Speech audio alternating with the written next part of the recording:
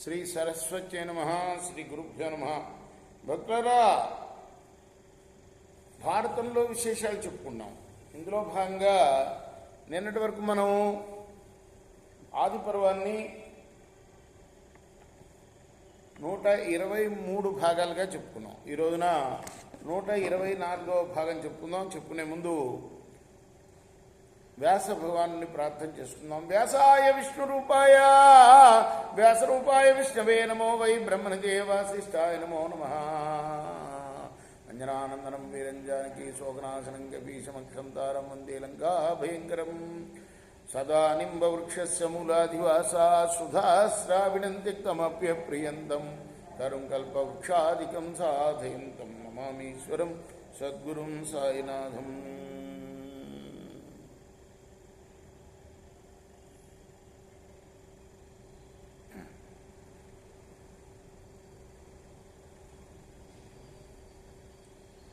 యుద్ధం జరుగుతుంది. ఎవరెవరికి? ద్రౌపదుడి సైన్యానికి, తర్వాత భీముడికి అర్జునుడికి మాత్రమే.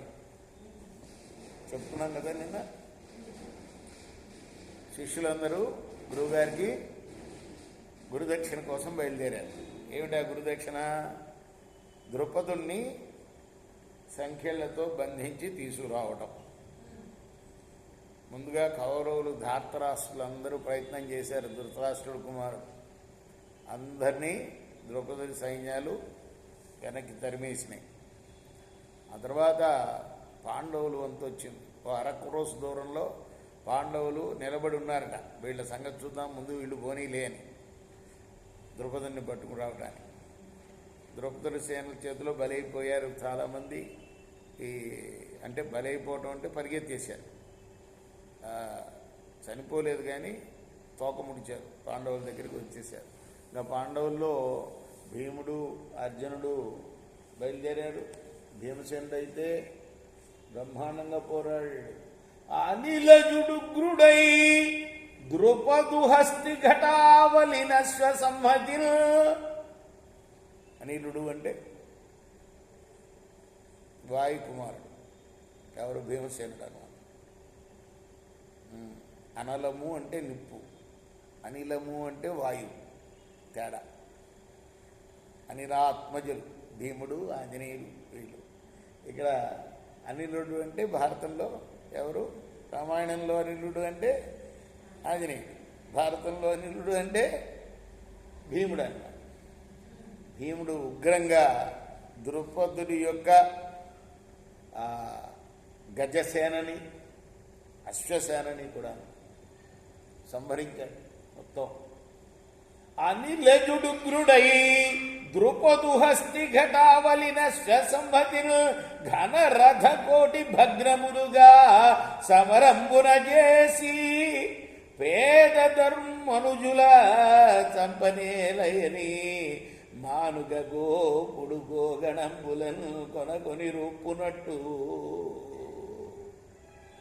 అది కుండకి పృథు దండహస్తుడై వాళ్ళందరినీ కూడాను పడగొట్టాడు. గోపాలుడు ఏ విధంగా అయితే దండాన్ని చేతబట్టి పశుగణాలను తోలినట్టుగా భీముడు తోలాడు వాళ్ళందరినీ. పోనీలే వెధవులు అని వదిలేశాడు చంపకుండా. ఇంకా తర్వాత వైశంపాయనుడు చెప్తున్నాడు. ఎవరికి ఇదంతా? భారతాన్ని జనమేజయ మహారాజుకి చెప్తున్నాడు. ఎందుకు చెప్తున్నాడయ్యా అంటే జనమేజయ మహారాజు సర్పయాగం చేశాడు. తన తండ్రి పరీక్షన్ మహారాజుని సర్పం కాటేసి చంపేసిందని, సర్పాలన్నింటినీ చంపాలని. అప్పుడు ఒక ఋషి ఆపుతాడు దాన్ని.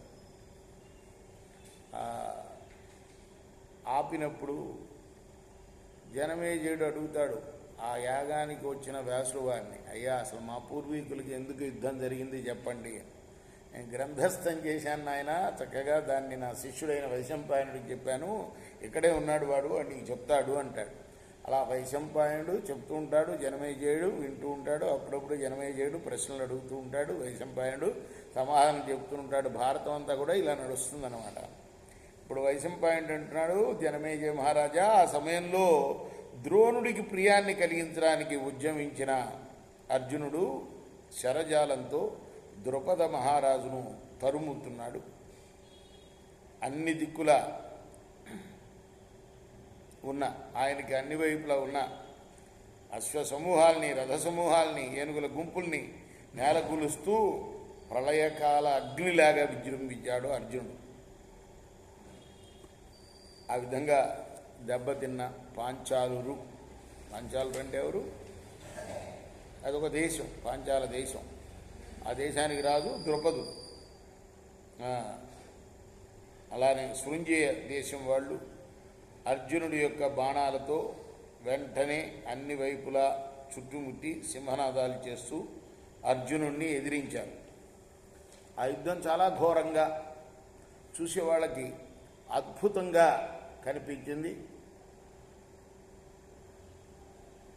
ఆ తర్వాత అర్జునుడు పాంచాల సేనల్ని కప్పివేస్తూ వాళ్ళని మూర్ఛిల్ల చేస్తూ రణరంగాన్ని ఆక్రమించాడు. నిరంతరం బాణాలు విడుస్తూనే ఉన్నాడు. బాణాల్ని సంధించడానికి, విడవడానికి మధ్య అసలు వ్యవధే కనపట్టల్లా, అంత గొప్పగా విడుస్తున్నాడు బాణాలు.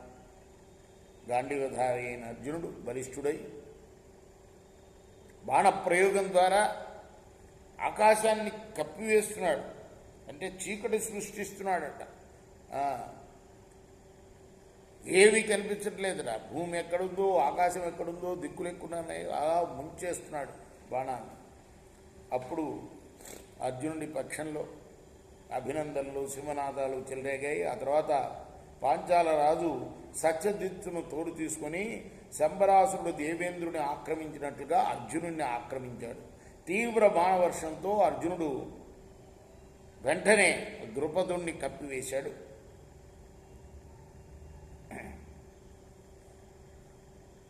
ఆ తర్వాత ద్రుపదుణ్ణి బంధించడానికి బాగా దగ్గరికి వస్తున్న అర్జునుడిని చూచి పాంచాల రాజ సంరక్షణ కోసం సత్యవిక్రముడైన సత్యజిత్తు అర్జునుడిపైకి ఉరికాడు.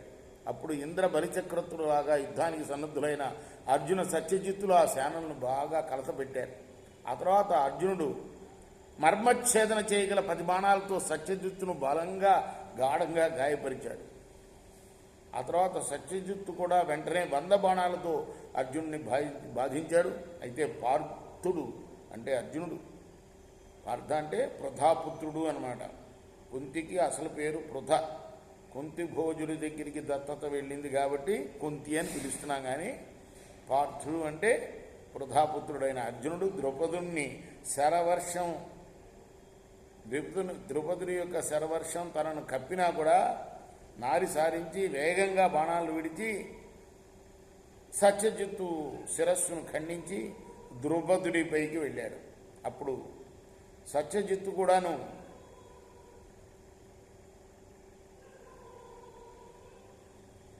సత్యజిత్తు ధనస్సుని ఖండిస్తే ఇంకో ధనస్సు తీసుకున్నాడు వాడు సత్యజిత్తు. మళ్ళీ అర్జునుడి యొక్క గుర్రాల్ని, అర్జునుడి యొక్క రథసారథిని గాయపరిచాడు.